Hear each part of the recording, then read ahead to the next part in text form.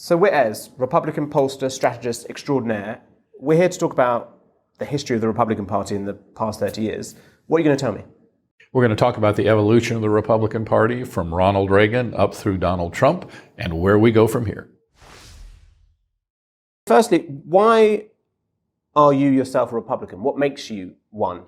I'm a Republican because I believe in some fundamental values, the importance of individual liberty, the importance of free markets, the importance of capitalism as a driver of opportunity for people all around the world, the importance of a strong defense for America.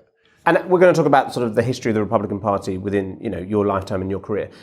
Are those principles still central to the party today, or has it shifted? There's a debate going on right now about what the principles are of the Republican Party today. There's been a strong populist movement which has come along, particularly since 2010, the Tea Party, captured and amplified by Donald Trump, that's essentially an anti-movement, anti-intellectual, anti-expertise, anti-media, anti-immigrant. That's not the party that I joined. And is there an argument, though, that populist anti-intellectual streak has always been there? I think, Matthew Continetti, who is a political scientist, has written a book about 100 years of the Republican Party. He says it's always been the elite intellectuals and the grassroots populists, and it's always about that sort of friction between the two. That strain has always been a part of the Republican Party. There's a book called The Paranoid Style of American Politics. By Richard Hofstadter. Hofstadter, right. That talks about that strain during the 1950s that assumed that Dwight Eisenhower was a communist mole. What's changed is Donald Trump getting elected president as a populist. And when you first got into the business of strategy and polling, it was the mid-1980s, is that right? That's correct. And so we're talking about the Ronald Reagan years. I mean, can you describe what those years were like, what the sort of the look and feel of the Republican Party was? His critics say his presidency was scripted and choreographed in the manner of Hollywood, that the only substance was the style. But no one disputes Ronald Reagan's ability to capture the mood of America and to inspire its people. Ronald Reagan was a conservative, no doubt, but he was a sunny optimist. He had a very deep belief in the magic of America and the exceptionalism of America. I wasn't a great communicator, but I communicated great things. We meant to change a nation, and instead, we changed a world. He was welcoming to immigrants. He gave a speech as a farewell address that talked about the shining city on the hill. And if the city had walls, the walls had gates, and those gates were open to all those with the heart and the will to get here. That doesn't sound like the Republican Party today. My friends, we did it. We weren't just marking time. We made a difference. We made the city stronger. We made the city freer. And we left her in good hands. All in all, not bad. Not bad at all. And so, goodbye, God bless you, and God bless the United States of America. But was there, again, within his coalition of voters, he did bring a lot of different voices together. So you're talking about blue-collar workers, Southerners who are against civil rights, people who are anti-government evangelicals. Those elements of what we now see, again, it was still there, wasn't it? He just happened to bring it together, in a more positive outlook? He brought it together, the positive, forward-looking vision for a better America. There was a group of people called Reagan Democrats who were essentially blue-collar workers who had been Democrats, but then supported Ronald Reagan because they bought into his vision. He was very good about creating a broad coalition of different sorts of people who believed in his vision of a positive America. And was it not just his sort of positivity that brought people together? I mean, I think there's also an argument, isn't there, that what kept the conservative movement together, before we get into the 1990s was the Soviet Union. There was a common enemy which sort of united all those disparate elements. That's right. It's always easier to unite a group if there is an outside force threatening you. And clearly the Soviet Union and communism in general was that outside force. So once the Soviet Union collapsed, some of that pressure to hold the coalition together went away. Is the concern now then that someone like Trump is keeping those groups together by what the outside forces, what the government is the thing to be attacked? Well, the fundamental principle behind populism is the ordinary people versus the corrupt elites. And so he has defined the new coalition as those ordinary people against the corrupt elites wherever they may be, in government, in media, in the universities. But it's a very different definition of what keeps a coalition together on the right than Ronald Reagan pursued. A Republican president like George W. Bush has obviously been very anti-Trump, as have previous nominees, Mitt Romney, John McCain when he was alive. What do you think Ronald Reagan would say about Donald Trump? I'm not sure. It's hard to go back into your memory and your imagination to figure it out. I can tell you that he basically liked people and trusted people and was gracious toward people. And so my guess is that he would be very much put off by some of Trump's statements. If the problem with the Republican Party today is that it's so adversarial, it doesn't want to reach across the aisle and work with the Democrats like Ronald Reagan used to, then that might all come down to one man in 1994. Mr. Clerk, the Speaker-elect, Newt Gingrich, representative from Georgia. Republicans have waited 40 years for this moment. And Newt Gingrich, the man who sees himself as the true heir to Ronald Reagan and Margaret Thatcher. When Newt Gingrich became the first Republican Speaker of the House in decades, he brought with him a new, more combative style of politics. We've had the usual carping, the usual complaining, the usual negativism from an all-too cynical Washington press corps. Now I recognize, sadly, that the Washington press corps is all too often the Praetorian Guard of the left. What did Newt Gingrich introduce? Because one would argue that he perhaps was the originator of a more adversarial, the Democrats are the enemy type of politics. He clearly was a more confrontational figure than Ronald Reagan or George H.W. Bush. He was much less prone to work with Democrats, much less prone to compromise, much more aggressive about painting Democrats as the enemy of people who consider themselves Republicans. And so that was in many ways the start of the more adversarial, non-compromising, militant position for the Republican Party. And when Newt Gingrich was elected, he had this thing called the Contract for America. What was that exactly? The Contract with America was a set of principles that were very popular among the broader electorate that he said Republicans would follow if they got into power. So in many ways, that was not a traditional populist anti-message. He had a statement of things he was going to do, and basically the Republican Party followed that contract once they got into office. So were you sort of fully on board with that Gingrich revolution? I think that he did a lot of good things. He did a lot of things that were popular. But I think the tone that he used that was very antagonistic has ultimately been very corrosive for our political life and for the working of Congress. Is that the fault of Newt Gingrich, or is it the fault of, I think lots of people talk about in the early 90s, you had the rise of conservative talk radio. Rush Limbaugh's his radio show started in 1988. Right.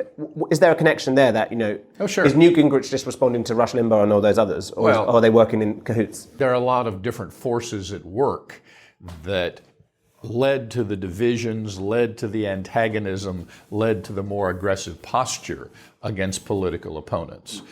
Newt Gingrich was part of it, talk radio was part of it, and social media has really elevated it. Because what social media does is give enormous voice to the extremes in our political process, both left and right. And so the combination of Gingrich, talk radio, social media, and then the bifurcation of our broader television environment, so that rather than have three basic networks that talk to the center, you now have Fox that talks to the right and CNN and MSNBC who talk to the left. So now it's much easier for someone to go and get their own views reinforced rather than challenged, which simply increases the polarization even more. Would you blame Newt Gingrich as well for the misinformation and conspiracies that we see? I mean, I'm thinking of, back then we had the Deputy White House Counsel, Vince Foster. He killed himself in 1993. 5 separate investigations ruled it as a suicide. But Gingrich and others definitely sort of hammed it up to make it into a conspiracy, that it was murder. Would you see a connection between those types of conspiracies and where we are today? There have always been conspiracies. What we have now is the social media that can expand those conspiracies and get them a far greater hearing and have many, many millions more people exposed to them. But it is the argument, though, that, when you've had conspiracies or extreme views in the past when it comes to the Republican Party, you've had key figures speaking out against it. So with McCarthyism in the 50s, there were influential Republicans who said this is wrong. Isn't the problem since Newt Gingrich is that no one ever said Newt Gingrich is wrong? And ever since then, we've had a problem where you then have Republicans afraid to speak out against Donald Trump. No, we have had Republicans speak out against Donald Trump. But not enough. I mean, we've had Jeff Flake, who was a former but they don't. senator. They're not Bob Corker, who's a former. But they're not in senator. the Senate anymore, are they? That's correct. Yeah. The problem is that by speaking out against Donald Trump, it's a pretty good way to destroy your political career. But is it true when you listen to commentators and Republicans who have perhaps left the party or left Congress, they say, look, there are loads of other Republicans just like me who don't like Donald Trump, but they won't speak out. Is there a concern that if this was the party that perhaps you originally joined, which had those figures like a John McCain, like a Bob Corker, that they'd all come out as one en masse and say, no more? But they don't do that. A very well-respected congressman named Tom Cole from Oklahoma told me a story one time. He said, in my district, I got 73% in my last election, and Donald Trump got 69%. If I get in a fight with Donald Trump, I'm pretty sure he'll keep his 69% and I'll keep my 4%. Mm-hmm. That's the reality that elected Republican officials face today. It's real easy to say, well, you should go and speak out. But they have a record of many people who've spoken out and they lose their political career. So you would not be very open to me if I said you should do something that will destroy your journalism career, and you really should do it because it's the right thing to do. You'd probably be reluctant to do that thing that would destroy your journalism career. That's the position Republican elected officials are in today with Donald Trump. Does that ever make you question your party? Oh, I certainly believe in the same things that I believed when I joined this party back during the Reagan era. I haven't changed my belief, and I also haven't changed my belief about the importance of a functioning political system where two sides talk to each other and where you find some kind of common ground. Go on, raise the flag. Less than 1 year old, the Tea Party already have a theme song. I'm American made. These are people who pride themselves on having no party leader. Everyone here, though, is happy to stand in very long queues to see the movement's singular shining star. Sarah Palin. I'm in love with her. Do you love your freedom? These people don't like Palin, they love her. Sarah Palin may have been the losing vice presidential candidate in 2008, but following her defeat, she became the figurehead of the Tea Party movement. It stood for taxed enough already, and it was anti-big government. It wanted less taxes and less government intervention. And it was also a reaction to Barack Obama, questioning his signature healthcare law and also where he was born, the so-called birther movement that was supported by one Donald Trump. I'm just curious, would you have asked that question about the birth certificate of a white president?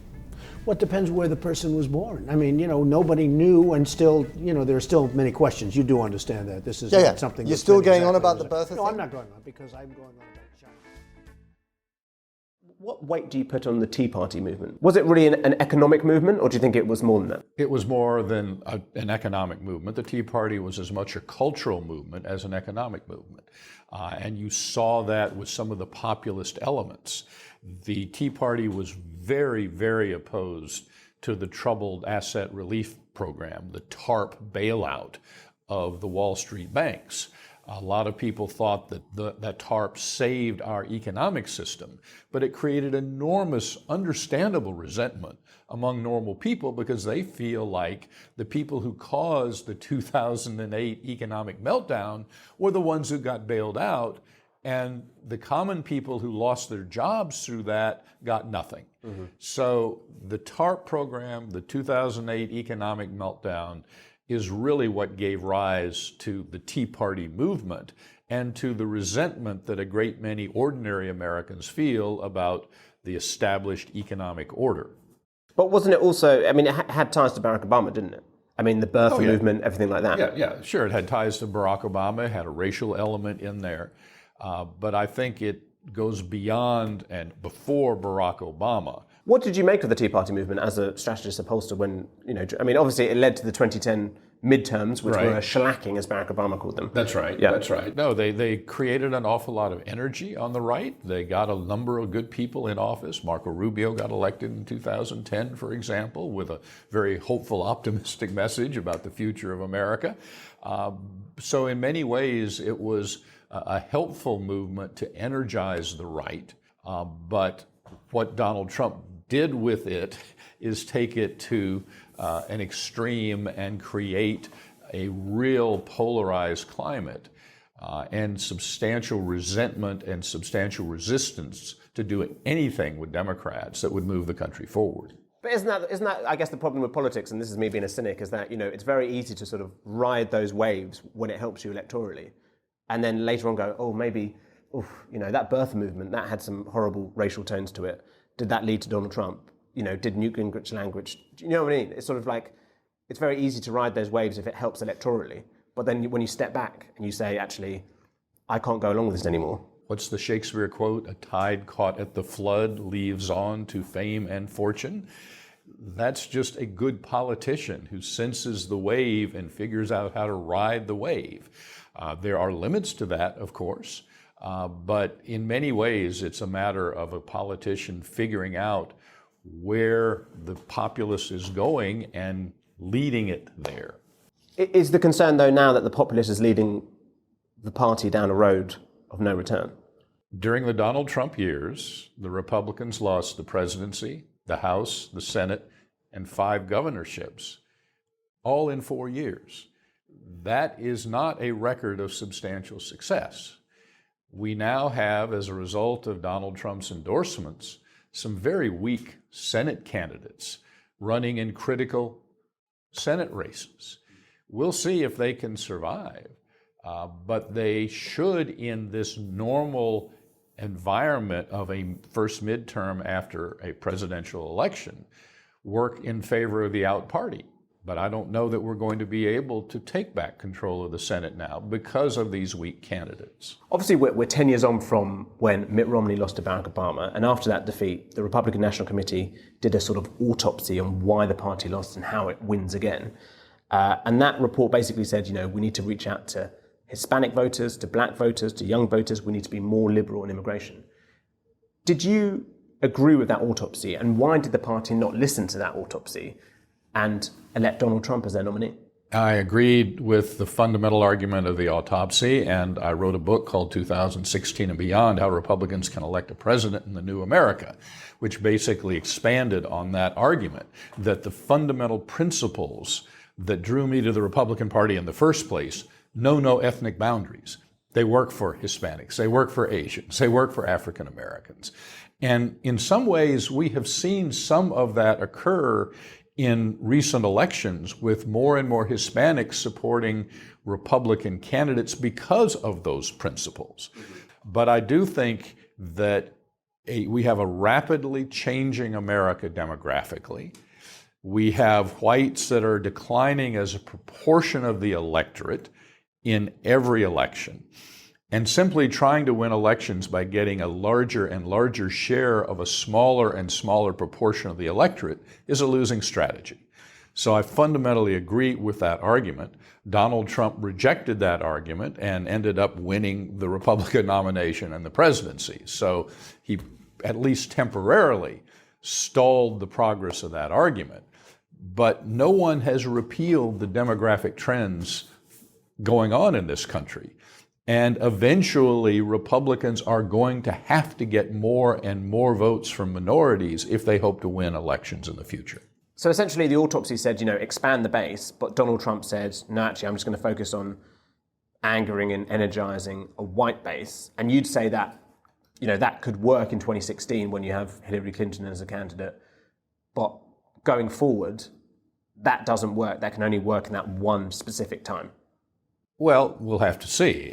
But what he did was get about 75,000 votes distributed among key states so that he could win a majority of the Electoral College while still losing the popular vote by 2.9 million votes.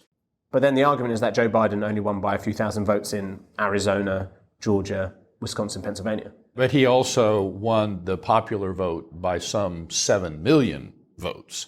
So this is a continuation of a pattern where the Republicans have lost the popular vote in election after election after election, save only 2004 in this century. So at some point, if you're not getting a majority of the populace to support you, it's hard to make a case that you are the party to govern in a government of the people, by the people, and for the people. But you have said before that there's a middle way through this all, right? That candidates can, on the one hand, say they don't believe in the big lie, stop the steal, but they do go along with Trump policies that are sort of anti-woke policies. Stuff that Ron DeSantis, the governor of Florida, does, stuff that Glenn Youngkin, the governor of Virginia, does. That's your argument, that there's an afterlife after Donald Trump. Oh, sure. Of course there is. And savvy politicians will figure out a way to take some of the elements of Trumpism, particularly the pushback against liberals and cancel culture, and marry it to greater economic opportunity and individual freedom. Glenn Youngkin did a good job of that in the Virginia governor's race. He may very well run for president. But you'll notice that neither Glenn Youngkin nor Ron DeSantis has ever come out and said the election was stolen and that Joe Biden is not the legitimately elected president. In fact, Glenn Youngkin said very explicitly that Joe Biden is the legitimately elected president. But isn't the problem, though, that Ron DeSantis may not go along with the big lie, but he has campaigned for Carrie Lake in Arizona, the governor candidate. She believes in the big lie. Doug Mastriano, he's campaigned for him. He's the governor candidate in Pennsylvania. He was there on January 6th. Glenn Youngkin has campaigned for Tudor Dixon for governor in Michigan. She says she wants an audit for the 2020 election results in Michigan. That's the problem, though, isn't it? This is all part of walking the very fine line for politicians are trying to walk in the current environment. I mean, an awful lot rides on the November general election, and to see which kinds of candidates get through and which kinds of candidates get defeated. It's a completely different environment when you're talking about a general election electorate as opposed to a Republican primary electorate. We haven't really spoken about January 6th and the violence of that day, and that's what Liz Cheney focused on in her sort of crusade against Donald Trump.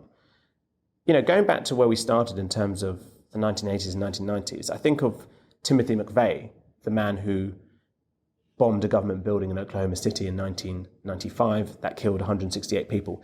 He did that as a message to the government. It was an anti-government terrorist attack. When you talk to people now about the midterms and going forward, and you see what the FBI raid in Mar-a-Lago has done, it's seen a rise in threats towards the FBI, talk online of civil war. Is that what concerns you? The violence that might be coming? Some of the language that's being used about the FBI is really dangerous. We have been and should remain a law and order party. We support law enforcement. That doesn't mean you support anything they do. I mean, the George Floyd murder was horrific. And it's very, very important for the FBI and the Department of Justice to be even-handed and as fair and wise as they can possibly be in the exercise of their enormous power.